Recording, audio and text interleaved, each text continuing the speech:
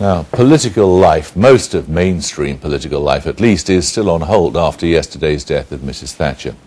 Of the many homages paid to her, one of the most revealing came from Tony Blair, who freely admitted he hadn't seen it as his job as Prime Minister to reverse many of her changes, but to build on them. That was a measure of how much Margaret Thatcher changed this country. In so many respects, there never was a post-Thatcher era. Will there now be a post-Thatcher era? Our political editor, Allegra Stratton, has been in Essex, the place so many Thatcher strategists thought they had to win if they were to take power.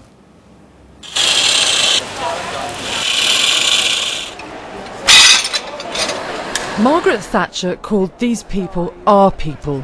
Hard-working, home-owning, tax-paying middle class, the backbone of successive election victories. Blair would win them over in 1997. Harlow is the classic swing seat. Whichever party it goes for, the nation often goes for too. Britain has changed a lot in the last 23 years, but Margaret Thatcher's political legacy still endures. So much so that her successors in the Tory and Labour Party had to move onto her territory in order to be able to win. So, to what extent does she still dominate the political landscape? In essence, Thatcher is a political mother to all Conservatives, and her values are enduring and clearly shape some of the policies that we have today. But even some of the things that we are doing now, she didn't even touch, particularly on welfare reform and education. So we're, in some ways, out-Thatchering Mrs. Thatcher. The chaos that really the present government's creating as they see themselves as the sons and daughters of Thatcher, in terms of actually changing the health service and quite a few of our public services which are just being rubbished. Essex man bought into the message of aspiration and bought their council houses in their thousands. This is the Longbanks estate.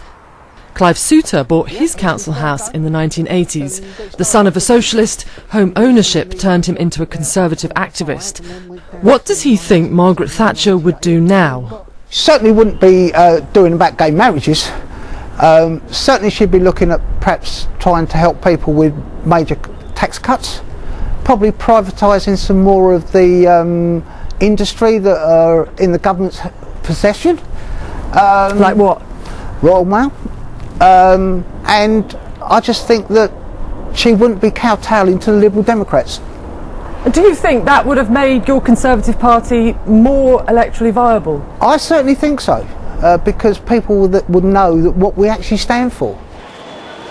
If Tory activists seem out of step with their leadership, it's because David Cameron went out of his way to distance himself from his political mother. Cameron believes the Tories' natural constituency is wider and more liberal than Thatcher's true blue voters. But the new generation of Tories elected in 2010 seem more comfortable being labelled Thatcherites. I think we're moving towards a Thatcherite agenda. What more do you need? I would say income tax cuts at the next election. Carry on helping those on lowest incomes, but substantial income tax cuts, because that will make a huge difference for the cost of living, will actually be quite symbolic in the eyes of the public. It's a different legacy of neoliberalism that Labour talk about here. Factories have closed, manufacturing replaced by services, the free market very free. GlaxoSmithKline is just one major employer that has packed up and left. Labour took decades to accept the Thatcherite consensus. Now some see this as the moment to leave it behind. So do you think you would be more electorally successful if you rejected Thatcherism more clearly? Well, what I'm hearing on the doorstep, only the other day, somebody was actually telling me that we're not strong enough. Blair was not the person that they expected, and at the end of the day, if we're to actually achieve economic prosperity again with a strong public sector, Keynesian economics, investing in the infrastructure, then that's what Labour needs to do. Peter Mandelson once said, "We're all Thatcherites now." No longer, it would seem. It's a repudiation of what Margaret Thatcher stood for, getting back to equality, making sure that people are lifted out of poverty once again, as we were seeing just before Margaret Thatcher came to power. Much stronger unions again, so that people can actually get a decent standard of living. A living wage is something that we need to be aiming for. If workers don't stand up for themselves, nobody else is going to stand up for them. And it's quite important that the Labour Party starts to show some leadership on this issue. The financial crash has changed attitudes. David Cameron looks to be moving to embrace her legacy. Ed Miliband looks to be moving further away. Now we're set to see a battle that pits left versus right. The 2015 general election, the first after Margaret Thatcher's death, may pose the clearest ideological choice in decades.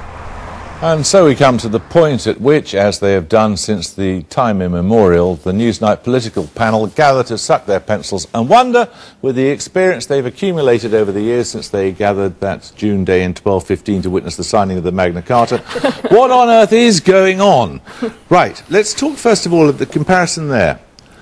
Is the task at the next election, or the challenge at the next election, anything comparable with the challenge that Margaret Thatcher faced in the 80s? Yes, I think it is slightly comparable, and I don't think that was the expectation of modernisers in the Conservative Party. I think people like David Cameron expected to be sort of managing the post-Thatcher consensus, what had been produced as a result of Margaret Thatcher and Tony Blair had basically accepted. And there were things to do, but they could be done within that new centre, the one that she created. And then the financial crash happened. We found that we had massive work to do, cutting expenditure in order to be able to sustain the economy and the welfare state, and it changed politics again. And I think some of the qualities of Margaret Thatcher, conviction and resolve, and some of the attributes of Thatcherite politics, which was a sharper division between parties, have returned as a result.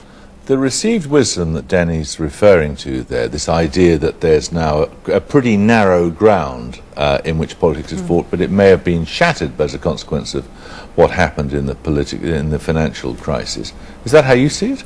I think it is quite a narrow ground, actually. I mean, I think there is... It's not that broken, then? I don't think it's that broken, actually. I think there's some gesturing on both sides, if you like, but I think actually there is still a fight about the political centre. I mean, the reality is, looking at that film in Harlow, whoever is going to win the next election has to win Harlow, and I always think, looking back at Thatcher, the really big lesson for me was she so understood those voters. I mean, they absolutely, she just smelt, they were just in her blood, really. She completely got those M25 towns, and certainly pre-97 we were completely clear those same target voters had to be won to build a consensus, and I think that's the situation now. How do you see the territory in which the conflict's going to take place?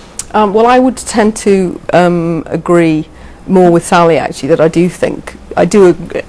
share the prevailing consensus about the fact that the centre ground has shifted inexorably to somewhere where people will not take it back to where it used to be. But I think those two voices from Harlow were utterly fascinating because they prove my other little theory, which is that what we're seeing this week is nostalgia, its appeal, but also its dangers for all parties. And there's clearly a particular issue for the Conservative Party and parts of the Conservative Party feeling nostalgic for those things that Mrs. Thatcher did. That style of leadership may not be appropriate for now. There's also the danger of nostalgia for Labour and the left. We've got to go back, we've got to renationalise, we've got to build up the unions again. And also, I think, for any party, including the Lib Dems, although it's slightly different for the Lib Dems, the lesson, really, of what we've been hearing about Mrs. Thatcher for the last 48 hours is this idea that you can fall back on comforting certainties of the past doesn't work, and she can teach anyone on any persuasion that you can't do that. That's exactly what those two witnesses in Harlow did. Yes, exactly, and that's dangerous. The leaders of the parties mustn't listen to those messages. I think the reason that we find it difficult to answer the question about the shape of politics is because Ed Miliband hasn't made up his mind yet. I think David Cameron has either. No, I think that the fact is that I think the situation has made up David Cameron's mind for him.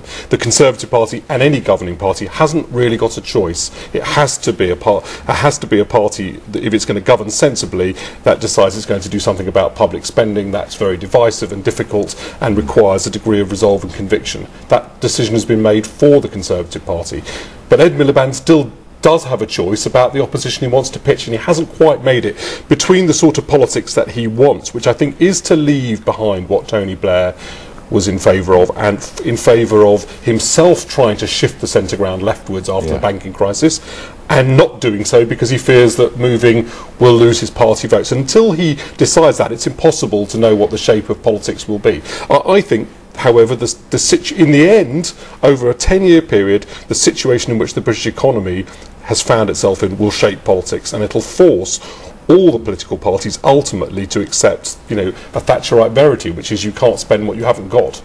I think that's true. I think that's true, but I think the manner in which the Conservatives decide to pitch those arguments is still to be made up. I mean, I think, you know, because I think that watching that from the outside, there's clearly a battle going on about, you know, do you use issues as kind of wedge issues, or do you argue in a more nationalistic way? I mean, a sort of more nationalistic way almost about the future. Yeah, her start wasn't mine. I don't. Yeah. And it always made me feel a bit uncomfortable. But what saved it from itself was that she was basically right on the big issues, and ultimately, I think that's what meant that she became a great figure, despite the fact that some people found it a bit aggressive sometimes. But also, I think, you know, to let David Cameron and Ed Miliband off the hook slightly, it's also the case that the electorate haven't really made up their mind, have they? You know, so what we're actually living through now is a period of government put together because the electorate didn't decide who it wanted in charge. Sure. So actually, if the country doesn't know which direction to take, just look increasingly irrelevant in this context, don't they?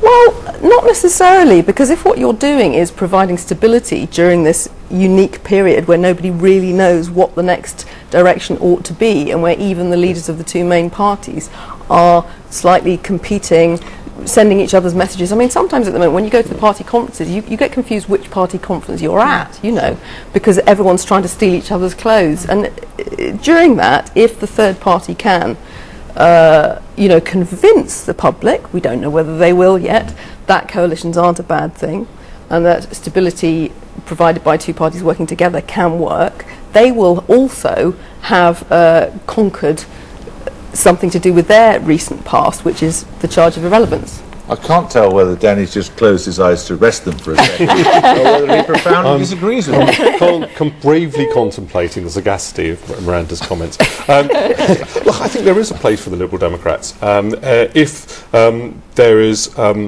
a slightly more divided Conservative Labour battle, the place for the Liberal Democrats is clearly to adhere to the centre. Whether it can succeed in doing that when it will have tensions with Nick Clegg, when it's forced to make decisions between Labour and the Conservatives, is a whole other question. But you know, in the Thatcher battle with Michael Foot, there was clearly a place for the SDP and for the Liberal Party then. I don't think any of us think we're going to be in that sort of level of division, though. I think that's fanciful. You know, I mean, no, it's not. Absolutely not. It's much more like the this division. Is shades. This is shades. Well, it's much more like the division between John Major and Neil Kinnock.